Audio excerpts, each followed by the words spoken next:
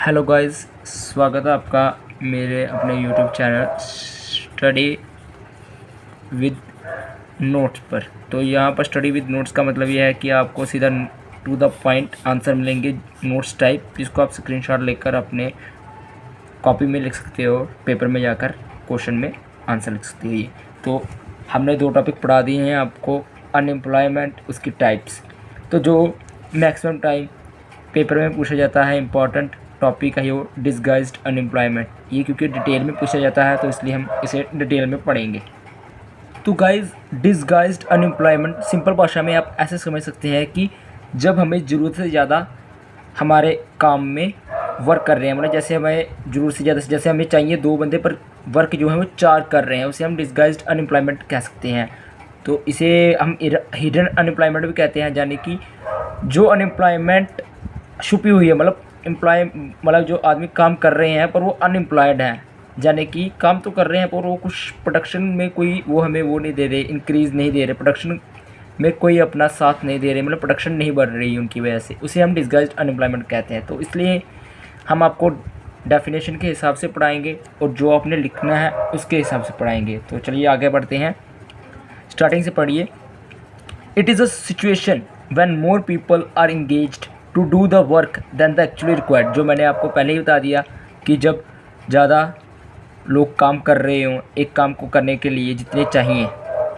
तो अगला, if some of them are removed और withdrawn from that work total production will not fall. वही मैंने आपको समझाया कि जब ये जो ज़्यादा पीपल काम कर रहे हैं इनको हम रिमूव भी कर दें तो हमारी प्रोडक्शन में कोई गिरावट नहीं आएगी, कोई गिरावट नहीं आ सकती। तो इसे हम, it is also known as hidden unemployment. ये भी मैंने आपको पहले बता दिया है कि इसे हिडन अनएम्प्लॉयमेंट भी इसलिए कहते हैं क्योंकि हिडन अनएम्प्लॉयमेंट ये है कि ये एक ऐसी अनएम्प्लॉयमेंट है जो हमें दिखती नहीं है, हो रही है पर दिखती नहीं है। तो in this case person considered himself employed but it is actually not working. मतलब इसके केस में ये है कि जो आदमी है वो अपने आप को सोचता है कि मैं एम्प्लॉयड हूँ, वर्क कर रहा हूँ, पर ऐसा कुछ भी नहीं होता क्योंकि प्रोडक्शन तो बढ़ ही नहीं रही। And the marginal productivity of the labour is zero, marginal productivity भी जीरो हो रही है। It is employment that does not affect the aggregate output. वही मतलब आउटपुट तो मिल ही नहीं रहा हमें, मतलब एग्रीगेट आउटपुट जाने कि हमें कोई फ़ायदा हो ही नहीं रहा, तो हम उसे एम्प्लॉयमेंट कैसे कह सकते हैं। तो दस and is thus accent in the form of unemployment, मतलब ये अनएम्प्लॉयमेंट की फॉर्म ले लेता है फिर। It is mostly often occurs in developed country whose large population generate labour force surplus. ये उस कंट्री में होता है जिस कंट्री की पॉपुलेशन बहुत ज़्यादा होती है, यानी कि जो हमारी लेबर है बहुत चीपर रेट पे मिल जाती है, एक पर्टिकुलर काम करने के लिए बहुत ज़्यादा लेबर होती है। ठीक है, तो आगे पढ़ते हैं, इसके कॉजेज़ क्या हैं वो पढ़ते हैं अब। तो गाइस, जैसे कि मैंने आपको पहले बताया कि हम कॉजेज़ और फैक्टर रिस्पॉन्सिबल पढ़ेंगे। तो सबसे पहला फैक्टर होता है joint family system. Joint family system होगी, जब हमारी जॉइंट फैमिली होगी तो हम एक पर्टिकुलर लैंड पे ही काम करते जाएंगे। तो उसको हम पढ़ते हैं to the point. Due to joint family system farming families continues farming on family land no matter the actual number of worker for exceed the required number of worker। यानी कि जब हमारी जॉइंट फैमिली होगी तो हम उसी farming पर उसी जो फार्मिंग लैंड है हम उस पर काम करते जा रहे हैं। जैसे पहले 2 थे अब 4 हो गए, बट ज़रूरत है नहीं है, मतलब 2 से भी हो सकता है काम, पर हम कर ही जा रहे हैं। रिक्वायर्ड नंबर ऑफ़ वर्कर्स जितने चाहिए उससे ज़्यादा हो ही जा रहे हैं, पर फिर भी हम कर ही जा रहे हैं। ये एक सबसे बड़ा कॉज है जो हमारे इंडिया में देखा जाता है अनएम्प्लॉयमेंट के लिए।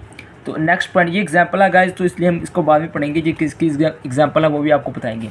तो नेक्स्ट पॉइंट आ गया, lack of opportunities outside agriculture compels the people to work on family farm land. It further increase the possibility of disguise. वही जो मैंने आपको ये पहला पॉइंट बताया, वही घुमा फिरा के इधर नीचे पॉइंट आ सकता है, क्योंकि ये इसलिए लिखना था कि थोड़ी हमारी राइटिंग लेंथ बढ़ जाए, तो इसलिए